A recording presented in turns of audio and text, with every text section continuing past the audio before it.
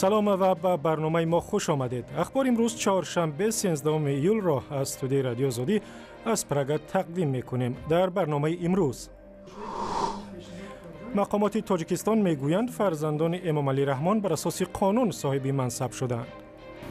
من درباره آزاده رحمان یگان چیز نفهمیدم. تلویزیون سفینه سبب خودداری از پخش ترانه سیاسی افضل شادی آوازخوانی شناخته را شرح داد. با چشمش ریخته گریه کرد. 6 مثلا که بعضی چیزا هست که اذیت اتیکی در تلویزیون همه نشون داده نمیشه. با زیاد شدن تعداد قربانیان در مناقشه کشمیر دبیر کلی سازمان ملل متحد هند و پاکستان را به خویشتن‌داری دعوت کرد.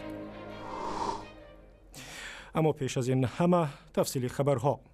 مقامات اگنتی خدمت دولتی میگویند صاحب مقام بودن فرزندان امام علی رحمان رئیس جمهوری تاجیکستان درست و قانونی است. در این باره رئیس این نهاد در یک نشست خبری در دوشنبه روز 12 ایول صحبت کرد. در قانونگذاری جمهوری تاجیکستان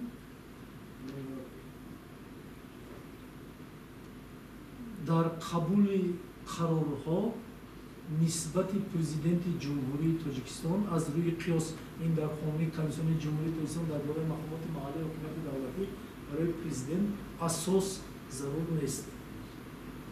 هم در وقتی تعیین کردن هم در وقتی آزاد کردن و از روی قیاس حقوقی در همه ساحه‌ها استفاده برده میشه. این یک طرف مسئله. دوم طرف مسئله که فرزند پرزیدنت هم حقوقی فعالیت کردن دارد.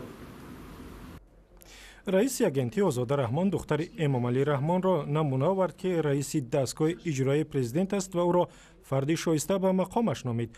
پسر رئیس جمهور رستم امام علی عین زمان رئیس آژانس مبارزه با کروپسیون است. در تاجیکستان قانون درباره مبارزه با کروپسیون اجازه نمیدهد خویشاوندان نزدیک به وظیفه‌های دولتی که به همدیگر تابع میباشند تعیین شوند. مقامات وزارت تندرستی تاجیکستان اعتراف کردند در مدت نیم سال گذشته ده‌ها طبیب هنگام معالجه و یا معاینه بیماران به خطا راه دادند. نمایندگان وزارت روز 12 ایول در یک نشست خبری گفتند در این مدت 68 خطای فنی و اصولی طبیبان را ثبت کردند و آنهایی که خطا کردند تنبیه گرفتند. من فکر می‌کنم که ما طبیبان حقوق معنوی خطا کردن نداریم. لیکن متاسفانه این روزها هست ما با علاهیدگی در بسیار راستیگر طرف آمارش با علاهیدگی بودن بسیار مشکل. لیکن من شما را باور میکنم که هر یک حادثه که هست، هر یک حادثه یا فالت مادره یا دیگر کارهایی که میشود ما همه وقت خبر میابیم و کوشش میکنیم که سری وقت گناهکار هم جزاش بگیرم و اساسش مسئله که در آینده با این کارها در تاجیکستان شکایت از آن زیاد است که طبیبان جوان تجربه و دانش کافی ندارند و بیماران را درست معالجه نمی کنند و بعضی از آنها می فوتند. ولی مقامات وزارت گفتند در 6 ماه گذشته حادثه مرگ بیماران در نتیجه خطای طبیب ثبت نشده است. مقامات یک تلویزیون دولتی تاجیکستان گفتند راه ندادن یک ترانه سیاسی افضل شادی به تلویزیون به سبب ملاحظات سیاسی نبود. در یک نشست خبری در دوشنبه رهبران تلویزیون سفینه روز 13 ایول گفتند سبب بریدن یک ترانه افضل شاه از کنسرتش در روزهای عید نوروز انگیزه‌های اخلاقی داشت. افضل شاه هم سرود ما در یاد دارم، ما در وای اشتراک داشتم دیده بودیم. وای با چشمش ریخته گریه کرد. 6 مثلا که بعضی چیزا هست که اذیت اتیکی در تلویزیون همه نشون داده نمیشه. با وجود بسیار صنعت خوب بسیار و آوازخوانی خوب بودن. افضل شد دیگر یگان خیلی ممنونیت نداره. تلویزیون سفینه در آستانه نوروز ترانه پیکره گیره میکند را که افضل شاه شادی در شب ایجادی شاه رازرخش سروده بود نشر نکرد. در این ترانه جنگ و خونریزی ها در خاورمیانه و عامل‌های احتمالی آن تصویر شده است. خود افضل شاه گفته است چند مصرع از این ترانه شاید برای کشورهای همسایه ناخوشایند بود. پاشیدن کسلته و یا تیزاب بر روی یک زن در افغانستان خشم جامعه مدنی را برانگیخت و مقامات افغان گفتند فردی را که چنین جنایتی سنگین کرده است جزای سزاوار می‌دهند. معلوم نیست چرا بر روی نفیسه نوری تیزاب پاشیدند، ولی در بعضی از کشورهای آسیایی بعضی از مردم بعد از رد شدن پیشنهادشان از طرف دختر همین گونه از او نیقار میگیرند. الیاس صالح، خبرنگار رادیوی افغانستان آزاد، گزارش میدهد. تیزاب پاشی بر روی نفیسه نوری خانم 35 ساله افغان توجه جامعه مدنی را نیز به خود جلب کرد. شبکه فعالان مدنی تحت نام حمایت روز دوشنبه به عیادت این خانم به شفاخانه استقلال رفتند. کنشکا نصیری رئیس این شبکه در صحبت با رسانه‌ها گفت از جانب جامعه مدنی امروز به عیادت خانمی که برای اسید پاشیده شده بود آمدیم. همچون اعمال را جامعه مدنی افغانستان به شدیدترین الفاظ تقبیح میکنه. این عمل انسانی نبوده و کسایی که همچون عمل را انجام دادن از جمله ما انسان ها و ما افغان ها هرگز نیستند. خانم نوری روز دوم عید هنگام رفتن به خانه در ناحیه دهم شهر کابل در نزدیکی شهرک آریا از سوی افراد ناشناس مورد تیزاب پاشی قرار گرفت. این خانم در صحبت با رسانه‌ها گفت ساعت 11:30 شب برمیگشتیم خانه. من همراه بیادرزادایم، دخترکم در دستم بود. یک دفعه یک نفر یک بوتل از این پشت سرم گرفت رویم زد. خودش فرار کرد رفت. فقط همینقدر از خدا میخواهیم که پیدا شود. از دولت میخواهیم بسیار همکاری کنه، او را پیدا کنه و تا آخر عمر در هر نماز در هر لحظه زندگی بدوایش میکنم که از اولادایش ببینه خودش به نمیتونه سر دچار شود. قماندانی امنیه کابل نیز از پیشرفت در پیگیری این قضیه صحبت نموده و میگوید که عاملین این قضیه شناسایی شده اند. الیاس صالح، رادیو آزادی، کابل. و در آسیا میرویم به پاکستان. با زیادتر شدن تعداد قربانیان برخورد بین تظاهرگران و ماموران پلیس در ولایت کشمیری تحت کنترل هند، دبیر کل سازمان ملل هند و پاکستان را به خویشتن‌داری دعوت کرد. بان کی مون روز 12 یول از تمام طرف‌ها خواست برای جلوگیری از خشونت بیشتر خویشتن‌داری نشان بدهند. هرچند رهبران جدایی طلبان کشمیر مردم را به اعتراض بیشتر و کارشکنی عمومی دعوت کردند.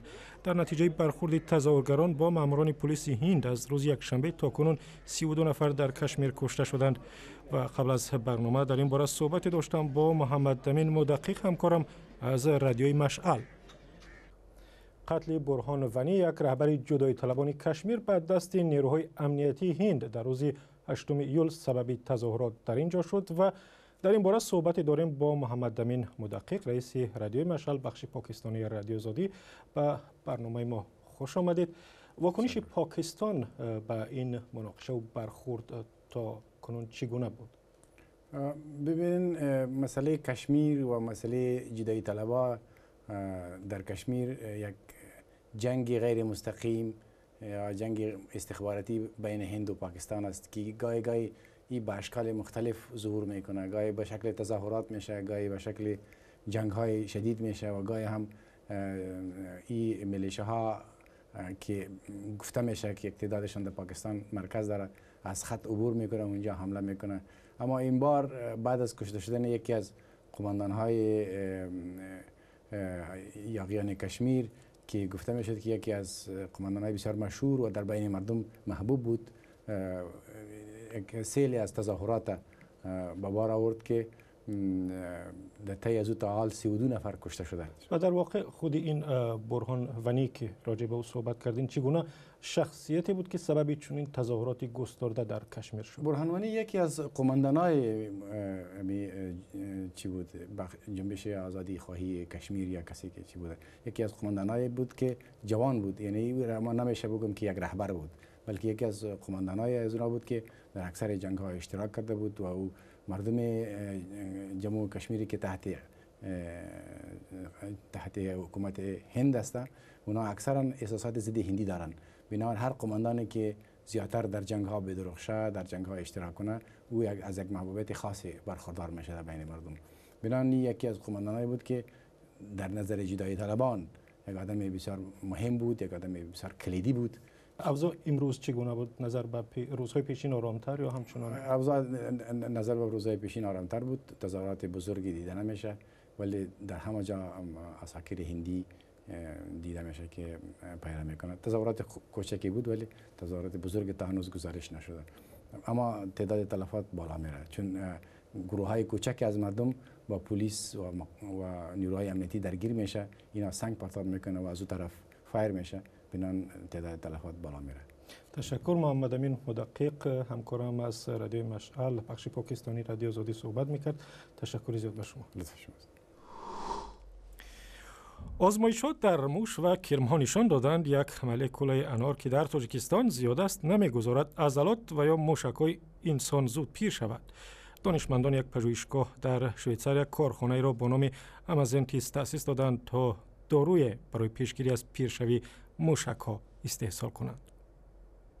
آزمایشات در موش و کرم‌ها نشان دادند یک مولکول انار که در تاجیکستان زیاد است نمیگذارد عضلات یا موشک‌ها زود پیر شوند. دانشمندان پژوهشگاه APFL در شویتزاریا کارخانه‌ای را با نام امازنتیس تأسیس دادند تا دارو برای پیشگیری از پیرشوی موشک‌ها را استحصال کند.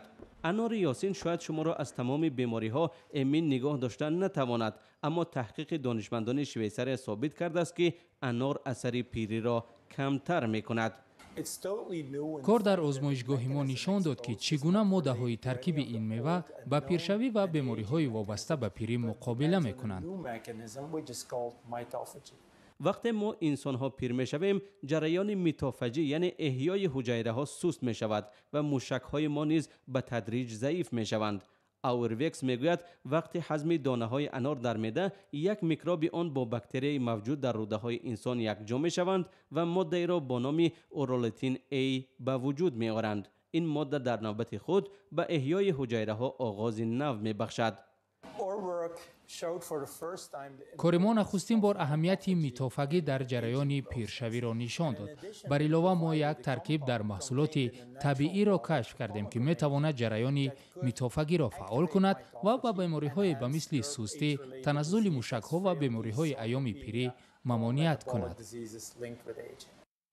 آزمایشان نشان دادند کرم‌هایی که زیر تأثیر اورولتین A ماندند، عمرشان 50% دراز شده است.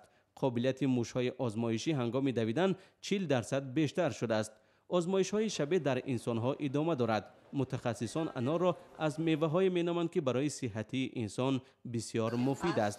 در کتاب‌های طبی پیشین تاجیکان هم آمده است که انار برای پیشگیری و درمان بیماری‌های زیاد به مثل تنگ شدن رگ‌ها، سرطان و همچنین کند کردن پیرشوی حجایره‌ها مفید است.